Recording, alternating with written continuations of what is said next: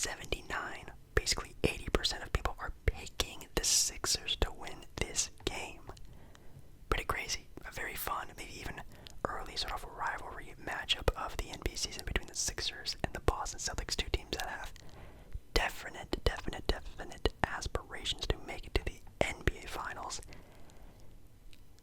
But there is a catch. The Boston Celtics, as of right now, have Robert Williams out. He's going to be out for a little bit, actually. I forget what exactly he hurt. I think it was like his knee or leg, something like that. And is going to be out for a bit, which is definitely a big drawback to the Boston Celtics, of course. Whenever your starting center is out, when you're going up against arguably the best center in the NBA, Joel Embiid, that is crazy of a loss to have. So I can see why the money line, why people are betting on the Sixers to win this game. I'm also going to be picking the Sixers to win this game. I feel like Joel Embiid is going to be on some sort of like NBA revenge tour this year, maybe trying to win an MVP this year.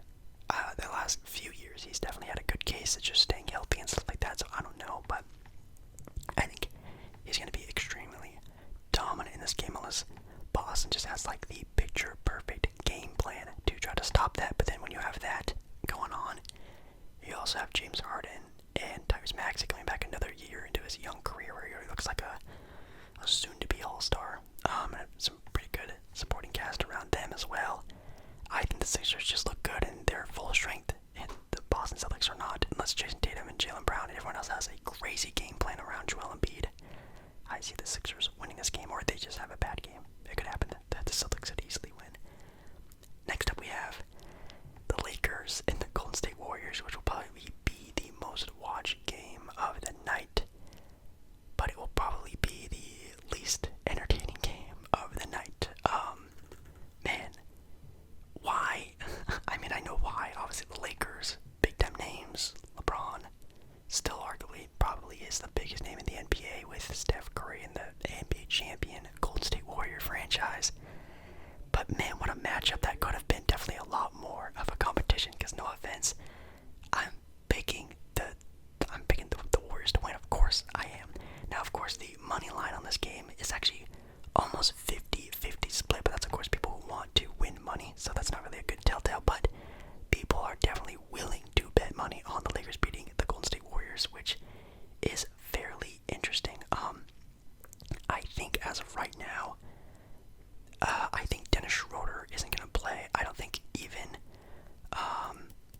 Thomas Bryant is going to play. I think even Anthony Davis has been questionable as of right now, but a day before the games even starts, but I'm sure he will play. Just obviously don't know if he's 100%, which who knows when he ever is 100%, but if the Warriors are just playing everyone, including Draymond Green, who just obviously had a big fiasco go on with himself, if he's allowed to play, which it seems like he is, yeah, the Warriors are winning this game, and maybe even the first blowout of the NBA season. Now, could it be a close game? Of course. Will it take a miracle from LeBron and Anthony Davis? Will LeBron have to have 25, 5 and 5, and AD have a very similar stat line? Yes, of course, but it's possible. I just wouldn't bet money on it. I'm taking the Golden State Warriors, especially on a ring ceremony night. Some of the upcoming games for tomorrow, so this is kind of up to date if you're just watching this video on the first day this video's out. If not, then you can come back and see if I'm right or wrong, which then again, I'm probably wrong because my opinions suck a lot. We have the Magic and the Detroit Pistons playing, of course, Paolo Banchero against Jaden Ivey in the first game, in their first games against each other. That's actually super cool. I'm actually going to go with the Pistons winning this game. I just feel like they have a little bit more going for them right now. The Magic are extremely talented, but I still think they are a little bit away from having the right pieces on a team to start growing.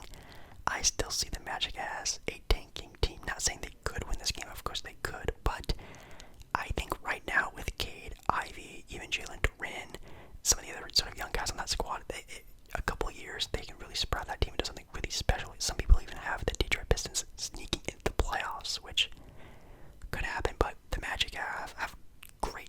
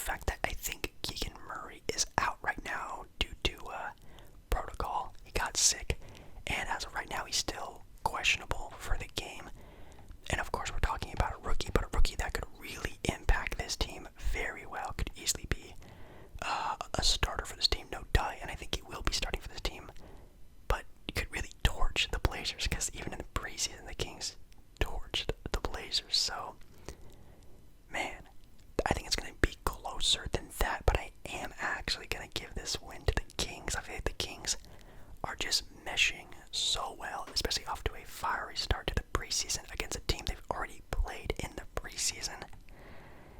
Yeah, I'm taking the Kings on this one, even though Keegan Murray's out. I feel like one of the other guys are just going to step up and torch the Blazers like they usually do. Sad day for a Blazer fan, but you know what?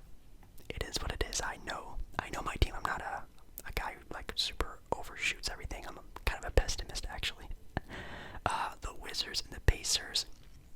I'm going to be taking the Wizards on this one, even though very excited to see Tyrese Haliburton this year take another big jump, and then also with whatever trade rumors sort of spot up again with the Indiana Pacers, but Wizards winning this game. Bulls and the Heat, also a great game. I wish I could watch this one. As you guys know, last season the Bulls were one of my most watched teams. I even went to go see them play live because obviously with Lonzo and Zach LaVine, DeMar DeRozan, like Alex Caruso, some of my favorite players in the NBA all play on one team, which is really cool. But I don't think they win this game. I'm actually taking the Heat on this one, especially it's also a Heat home game. Gonna give them a little bit of an edge. And I don't know, I feel like a lot of people are doubting the Miami Heat this year. I kind of am as well. Well, I'm also kind of doubting the Chicago Bulls, but I think I'm going to give the edge to the Miami Heat on that game. Ooh, the Cavaliers and the Raptors as well play as, oh my goodness.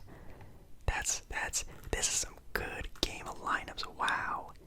The Raptors and the Cavs. 78% of the bets for who will win the game go to Cleveland, which is actually kind of interesting. Oh man, I don't actually know. I mean, the Raptors right now are the favorites, which is kind of interesting. And it's a Raptors home game. You know what? I'm going to take the upset. I'm going to go with the Cavaliers. I think the Raptors will have a pretty solid game. And again, sort of depends on the game plan, how they stop. Oh, actually, is Evan Mobley? I think as of right now, it says Mobley is playing. That could change if the twin towers and the size of the Cavaliers are there. I think they win this game, but of course, Toronto with a bunch of 6'8" guys running around, it's gonna be tough for guys like Garland and Donovan Mitchell to sort of get going. But if they can, I think that's a Cavs dub. Knicks and Grizzlies, taking the Grizzlies. It's also a Grizzlies home game. That's kind of easy one. Sorry, you Knicks fans out there. I am sleeping on the Knicks again this year. The Pelicans and the Nets. I'm gonna be taking.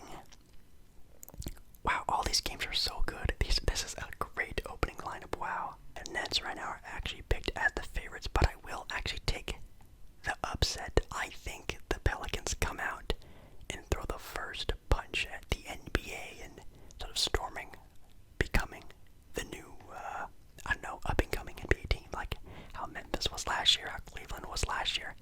I think the Pelicans join them in being the new up-and-coming teams of the NBA, of course, with Zion there.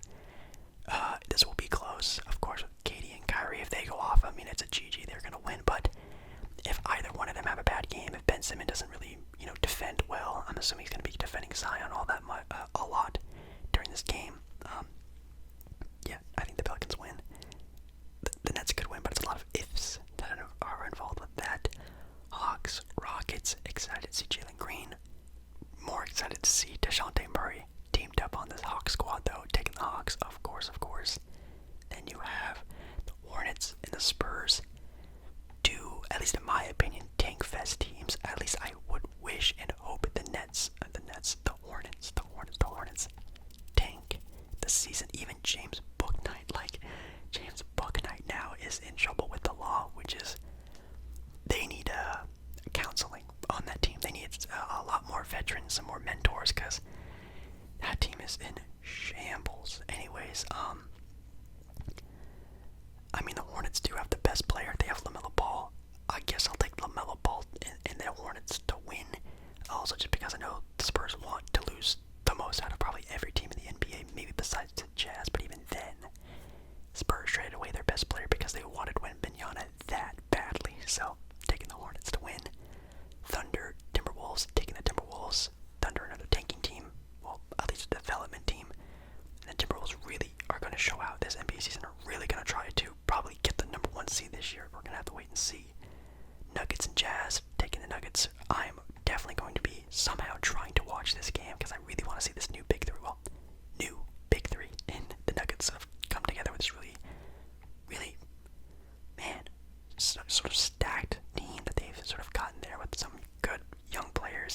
veteran guys. Nuggets are going to look good this year. Mavericks and the Sun are the last game of the night, a sort of rematch of the Western Conference Finals. Actually, let me see. Right now, actually, the Suns are picked as the favorites, which is pretty wild. The bets on who to win, though, are about 50-50, so this is actually a very close game through the eyes of, sports betting and, sports analytic guys out there. I don't know. I mean, of course, the Suns are really gonna try to put, everyone's words back into their mouths of all the stuff that people have said bad about them. Even I picked the Suns to be somewhere around 6, 5, 7 this year instead of being, the best team in the NBA record-wise last year. And obviously the Dallas Mavericks having kind of a new sort of squad, a new sort of arrangement around Luka Doncic now having Christian Wood off the bench and some returning guys like Tim Hardaway Jr. coming back, and obviously without having Jalen Brunson. It's kind of a new look and feel for this team, but even then, the vibes are so bad in Phoenix, it's probably the same feeling for them as well. But you know what?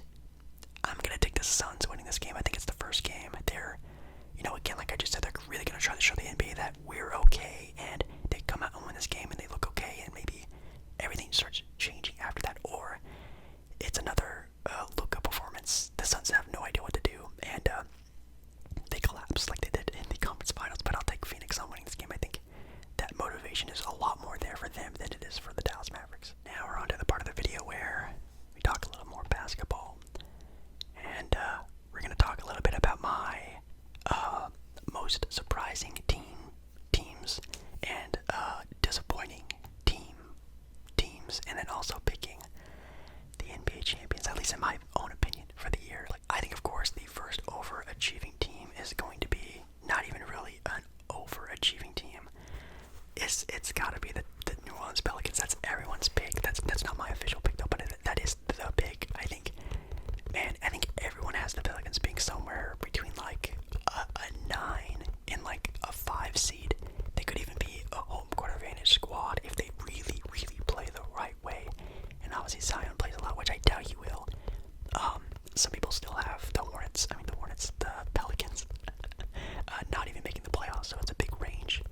But I think a lot of people are not sleeping on this team, which kind of makes them not a overachieving sort of surprise team of the year. But that is the first one. I'll probably say after them, oh man, I think Toronto is actually going to be my first pick. Of course, Toronto had a pretty good ending to the NBA season ending to the NBA regular season last year. And I think even this year, if this team really plays right together, obviously around Scotty Barnes, and obviously health is on their side, this team could maybe even be a home court advantage, top 3, maybe even have a crazy run at the 1 seed. I don't know. That's how fast and how much, pretty much I almost, believe in this team. Now, in my standing predictions, I did rank them kind of low because, again, I don't want to sort of judge and go, oh my god, this team. But if I were to pick a team that could really have a huge jump like that, where they could go, again, from a barely play-in NBA team from like 7, 6, 8 to like potential number 1, I think they have true potential to do something crazy like that. And then another team, of course, the Portland Trailblazers. I think the Trailblazers this year, maybe the biggest team that could have either a number 5 seed, or they could be a 12 seed, depending on how the season goes. This team has the talent, obviously Dame, name-wise, Dame, Jeremy Grant, Anthony Simons. If you watched him last year, you could really tell that he is a all-star potential player. Yusuf Nurkic's back healthy, Josh Hart off the bench, even Gary Payton the second, GP2. They got some guys, and then the rookie Shaedon Sharp, who, he did score 30 points in the preseason, but it was against sort of a random European team. But he's shown a lot of flashes of being maybe that next guy for Portland and one of the next best shooting guards in the NBA. Who knows? But again, we have to wait for Dame and how he sort of feels after his injury. We still have to wait and see about Anthony Simons. Of course, when you have the ball in your hand on a losing team, you look really good. But when you're trying to win basketball games, that's where it becomes important. Jeremy Grant throughout the season, how well is he going to go? Being from the number 1 guy to a number 3 option to maybe even sometimes being a number 4 option, who knows? But the Blazer team has the potential to be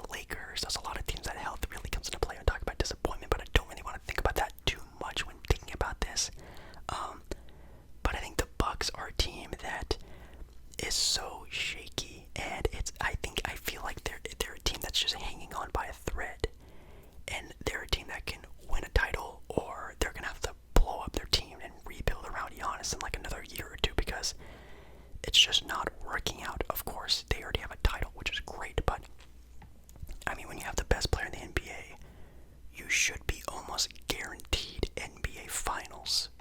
That's just my own opinion. If you have the best player in the NBA, you should be seeing yourself in the finals more than I think what they've had. I know it's still kind of early in the prime of Giannis, but still, I feel like they should have a little bit more oomph to that team.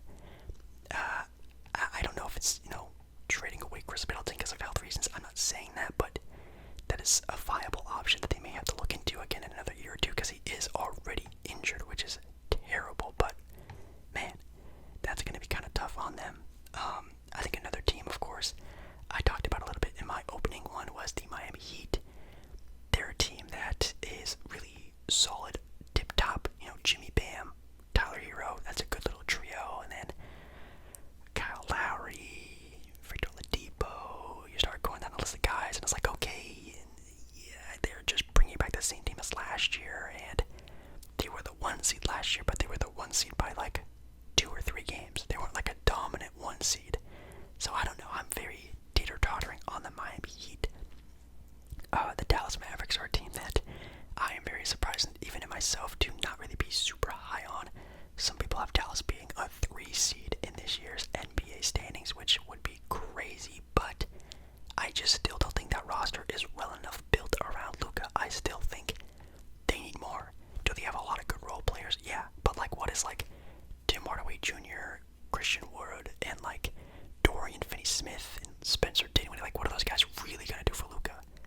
Those guys would be really good on a team with like another really stellar B option, 100%. But they're a team that, if they go on a bad losing streak and things just aren't going well for them, they could find themselves even out of the playoffs. I'm just saying, when you only have one guy like that, it's very tough. Of course, they did last year, but Brunson was playing good. They have really good team chemistry. They were just playing all right, but we just have to hope that just continues on to this next NBA season. And then last, but certainly not least, my pick for the 2023 NBA champions.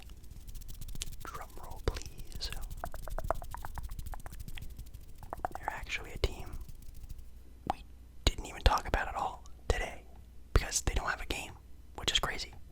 And they're not an underachiever or an overachiever. They're probably perfectly ranked. And in my opinion, they might be the deepest. They have 2 of the best perimeter players in the NBA when they want to be. They almost have it all.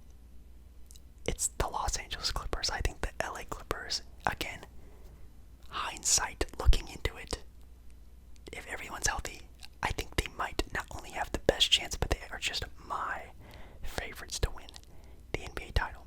They can guard big, they can go small. They have Kawhi Leonard, two-way player, Paul George, two-way player, having John Wall, who by preseason actually looked like he can still continue to be a good contributor to this team very well. Then you also have, 9 other guys on the roster who would be the 6th or 7th guy on most, even all NBA franchises. That team is so deep, well coached, and I think finally they're ready to have that LA Clipper run that they've been waiting to do for the past 3 or 4 years. So I think this is the year. Everyone healthy. I'm picking the LA Clippers now. If not them, Clippers, I think the Sixers fully healthy, I think have a really good shot. They might be my 2. I don't know. Oh my goodness. Of course the Warriors get there, just the freaking Golden State Warriors. And then I'll pick one more. I kind of want to pick another sort of outsider one. But man, the Bucks. Oh man, the Bucks are good. Even the Denver Nuggets. You know what? Fully healthy. I'm gonna throw in the Denver Nuggets. Kind of throw one on way outfield like that. I think they're a team that obviously has the returning back-to-back MVP guy, returning players and starters. If they hit a good stride and actually learn to play together sort of normally, sort of give these new guys and readjusted, they might be unstoppable. Of course, having a guy like Nikola Jokic and then a crazy scorer like MPJ and another crazy point guard and Jamal Murray who scored 50 points in a playoff game. I think he has